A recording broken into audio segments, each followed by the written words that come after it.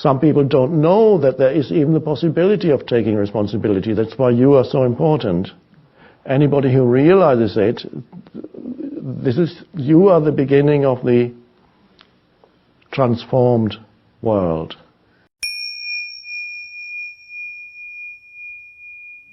The hardest word that I'm having trouble with right now is responsibility.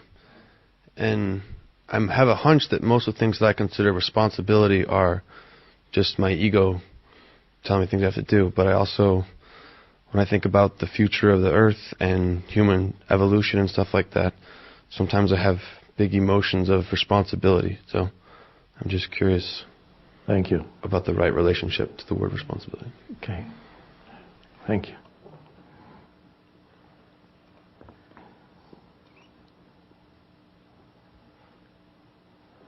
Yeah, it's a strange word. It has been pointed out that if you look at the word, it seems to be talking about the ability to respond. So, to take responsibility for, what is it that you can take responsibility for primarily?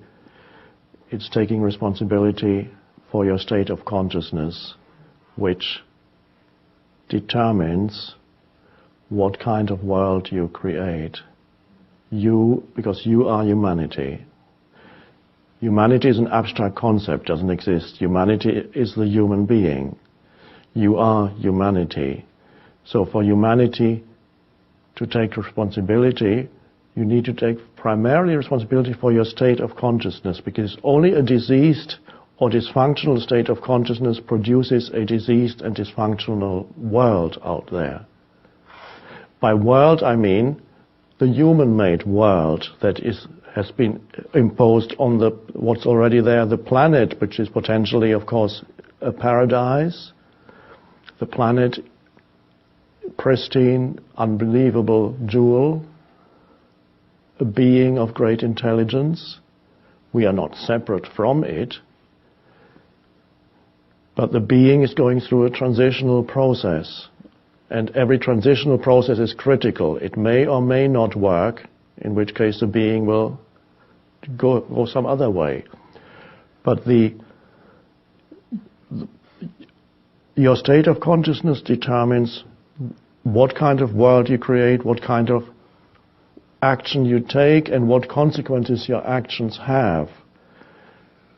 So here, this is why my main work is to address the cause of dysfunction, which lies in the human mind.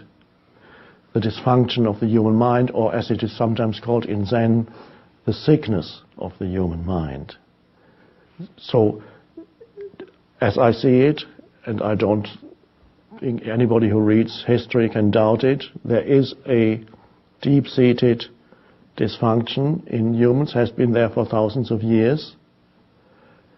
And if there's no shift in that, then the dysfunction will destroy us. It probably won't destroy the planet, because the planet has enormous resources, but it will take a while for the planet to recover. All you have to do then is primarily take responsibility for your state of consciousness now. Now. And this is what the entire teaching really is about. What is my state of consciousness at this moment? Am I generating disturbance?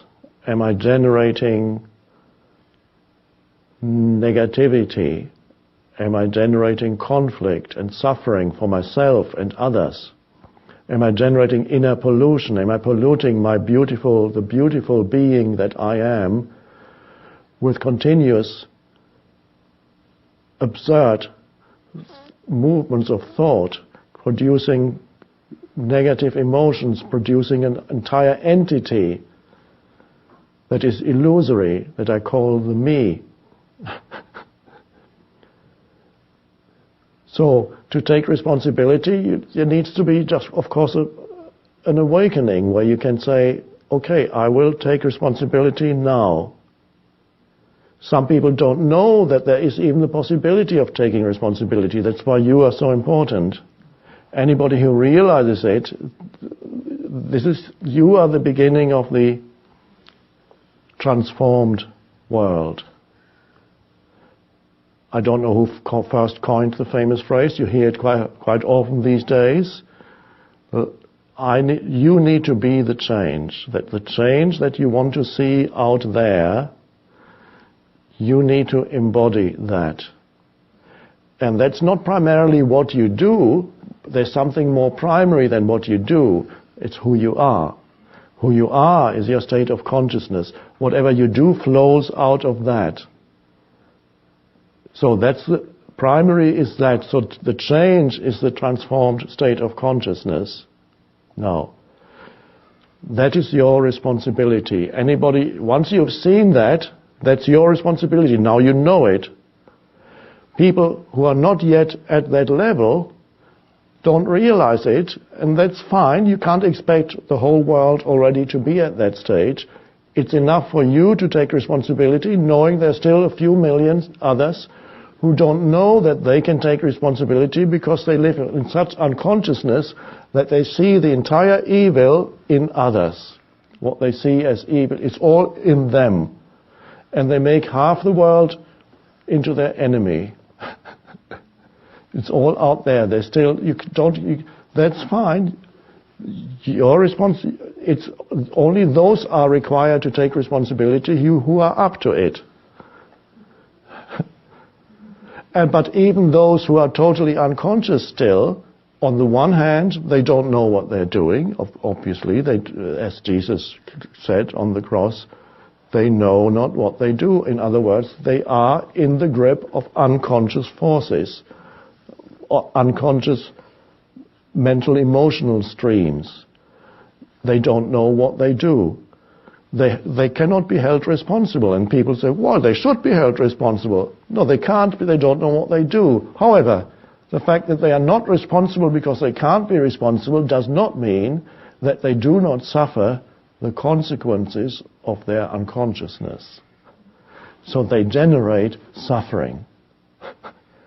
And eventually, suffering is the fire in which the ego gets burned up. The collective ego and the personal ego. That's the long way, the slow way, the painful way. And then there is a shortcut, which is any spiritual teaching it cuts through that. The painful way, the long way of waking up. More and more suffering. The planet might not endure such a long learning process for humanity. So if the learning process of humanity does not become shortened, it is doubtful that the planet can allow the humanity to learn through further suffering for another 500 years, or even 200 years, or even 100 years.